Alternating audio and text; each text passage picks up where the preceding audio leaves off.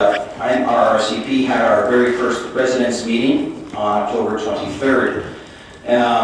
The issues are still the same, and essentially we're not going away until a lot of the issues in our petition have been met to our satisfaction through Markham Town Council.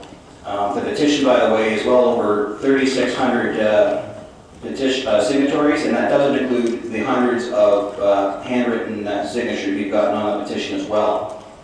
As you'll recall, on October the 25th, we had submitted our petition to Town Council, and of course, Mr. Mayor, that petition led to a subsequent private meeting with yourself, Councillor Campbell, and Councillor Moretti. Other than receiving the traffic study, though, we haven't really gotten any other response in terms of a lot of the issues pertaining in our petition. It was very gratifying to see here tonight the thoughtful debate that went on earlier regarding the development and development of a church in an industrial area. I was just kind of brings me to thought as to whether the same care and thought and consideration went into the September 27th meeting prior to the mosque being approved.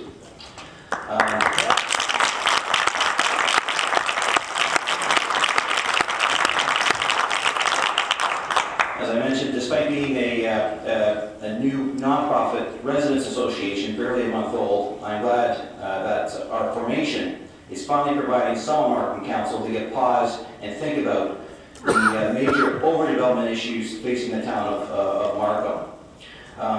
Our association and myself have been getting lots of emails from local residents with questions, and I'd like to address some of those questions here this evening with you. I read with great interest the article in the Markham Economist's Sun from this past Saturday, November the 19th, about a proposed bank being built on a less than 1 acre site that is currently zoned residential. Scenario sounds a little familiar, don't you think? However, the main difference here was that there seemed to be an actual public meeting that included all the affected residents in the area. And then, of course, they cited a number of legitimate concerns, including idling from vehicles, lighting, traffic, parking, impact on land values, and of course, major safety issues.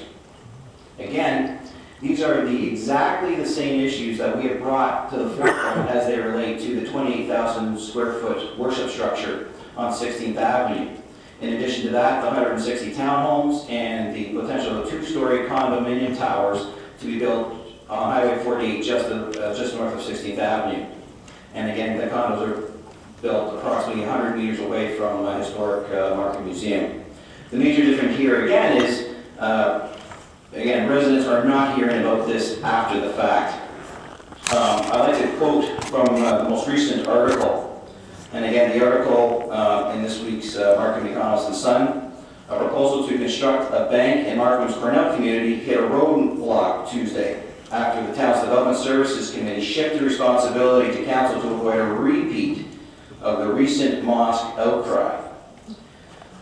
Very interesting. Again, I'm glad that in such a very short time our organization has had a positive effect, giving a lot of the councillors on here some time to reflect on what's being proposed and being put in front of them. But one part of this article really stood out for me, and I'm just going to quote it. People in Cornell don't want a bank there, and I point to your quotation, Mr. Councillor Landon. People I know in the area and the Ratepayers Association are madly opposed to this. Mr. Landon said many people he has talked to aren't aware of the application, which he called the worst spot rezoning application in 30 years. Isn't that, wow, that's interesting, very interesting. Well, Deputy Mayor Jack Key said he's quite happy to turn down the application. Well, worse than 30 years, I mean, we got a lot of emails on that, let me tell you. I think the rezoning of parcel of land in question back in 2003 and approving the 28,000 square foot worship structure, in this case, which happens to be a mosque, on less than 2 acres of land certainly takes the prize.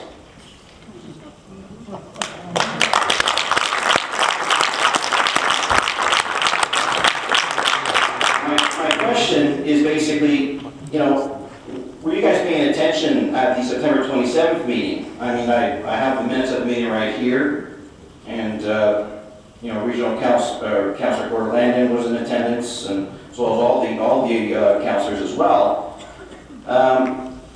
You know, it was very interesting that this meeting, they had piles of questions to be answered.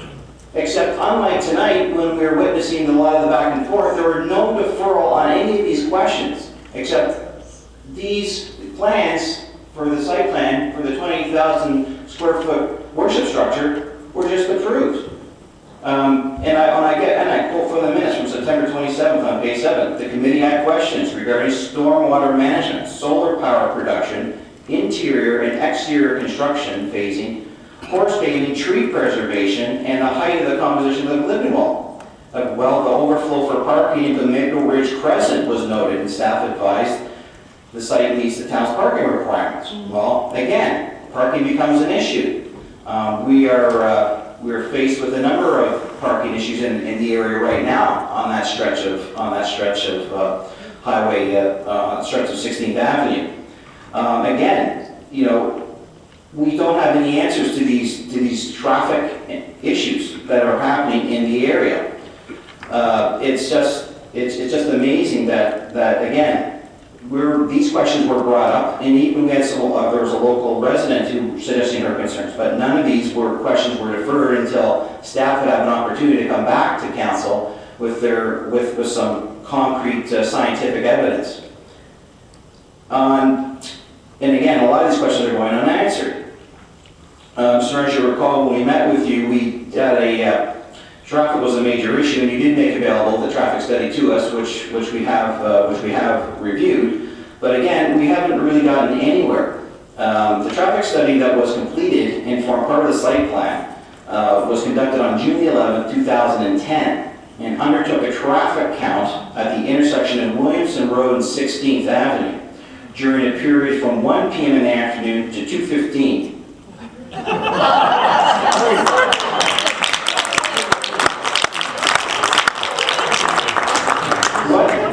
My question, what traffic studies have been done or are planned to be done for Highway 48 and 16th Avenue, which is the real bottleneck intersection? Why didn't this initial study include this intersection as well? We believe that a current study should be done, given that there's going to be even more amount of cars in that area should these two-story condominiums continue to be built. My question is, have there been even any attempts to conduct a new comprehensive traffic review, whether it's through day or night? As well, are there any planned traffic studies in the wintertime? And coming up here tonight, I was interested to know, or hear on the radio, that Premier Regency is going ahead with his GO train plan to have all-day access to and from that line.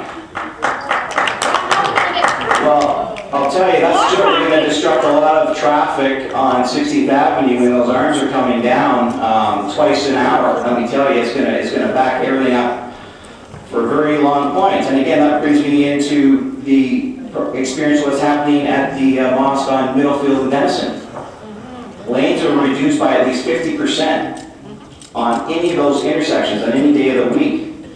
And again, just imagine what that parking is going to be like, particularly after a winter storm. Cars parked illegally not only on 16th Avenue, but also on the side streets. How are people's roads going to get plowed? How are the plows going to get around parked cars? And again, this is the experience that's been happening every day of the week at Middlefield and Denison. So again, that's another major issue. Again, we would request that a traffic study be done to address that issue. And in addition, it's very interesting to note, just in doing some research, that during the month of November, and then done some research, there will be numerous calls to prayer there's approximately arranged 6 times per day, starting at 6 a.m. through to 6:15 p.m. And again, both those times happen in the rush hour traffic. So again, traffic, parking, and issues are becoming major issues. And of course, another question that's come up. Alex, Yeah. I thought that was your last point. Okay, no problem. And again, I'd like just to thank again for the council. Why can't we be heard? It's like 2 hours. This is ridiculous. We pay We your salary. pay your executive. We pay you. We're sitting here and you charge us money. You're imposing things on us. The council voted to have this item heard even though it wasn't on the agenda. Well, you didn't because Because you you asked. Anyways, Alex, I'm going to ask you to wrap Okay, up. I'll just wrap it up now. We need and want clear answers to these questions, and I hope the pause that many of you councillors are now taking will point to the legitimate issues and concerns that we are raising and have raised through our petition, and that we want a lot of those items acted upon now and then with no further delay. And again, we welcome the opportunity to address these issues specifically in meetings, but again, we want to see some movement on these issues from town council. Thank you very much.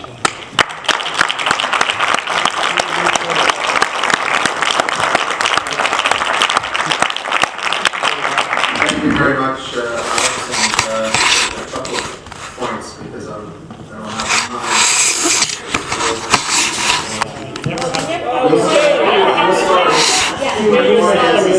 I dedicated, I think you even admitted close to 2 hours one day going through some of these issues. I just wanted to highlight something that you said. I just wanted to highlight something that you said. You made reference to the TD Bank, and that's great. You used it to certainly, talk about it as it relates to your issues. You did have a resident here this evening who came out of his busy schedule to come here and indicate that he supports the TD Bank, and that's the indication that was One of your councilors who didn't support it. The other thing,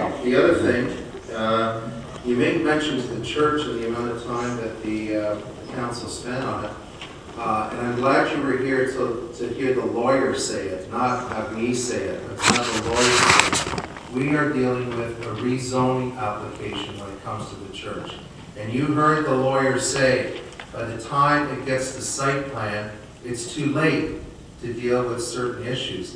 And so when a zoning is put on a particular piece of property, when someone buys a piece of property that has zoning as of right, you know, because we spent close to 2 hours with you, you know the issues that we can control through site plan versus zoning. And I'm glad you heard the lawyer, the independent lawyer, say that tonight, and I hope that that's something that you'll be able to take away from tonight's discussion. So What about thank you the very much. noise? What about the noise? The OM, what are All right, so our next item is the, Excuse me, Wilson, I keep not to see you going for a phone call. I'm sorry, November the 10th, the council just allowed one representative to speak tonight. This is a different issue. you don't want to hear to our grievances. You want to hear. Absolutely, I'll stick around and I'll meet with you afterwards. We came last Absolutely. week, Don Hamilton was respectful to us. Okay, the next Mr. Mayor, item, please. Mr. We don't have a phone Campbell, call do back you want from to you deal yet. with the next item, or do you want that bylaw brought forward? I guess we'll have to wait till the end. Okay, so we're going to move Tommy, to the next can you item. have me speak for 5 minutes? A report. No, not even 5 minutes, just 2 minutes, sir. Just 2 minutes. Excuse me, we have the rest of the agenda to Okay, do. let's take 5 minutes. He had 10 minutes at the last meeting, as you know, he got a He did chance to not. speak. No, Yes, he I did. didn't. Okay, so report number 62. All you have to do is say, listen to him. The first item is report number 62 of General. Oh, Next time voting, we will remember each and one of you.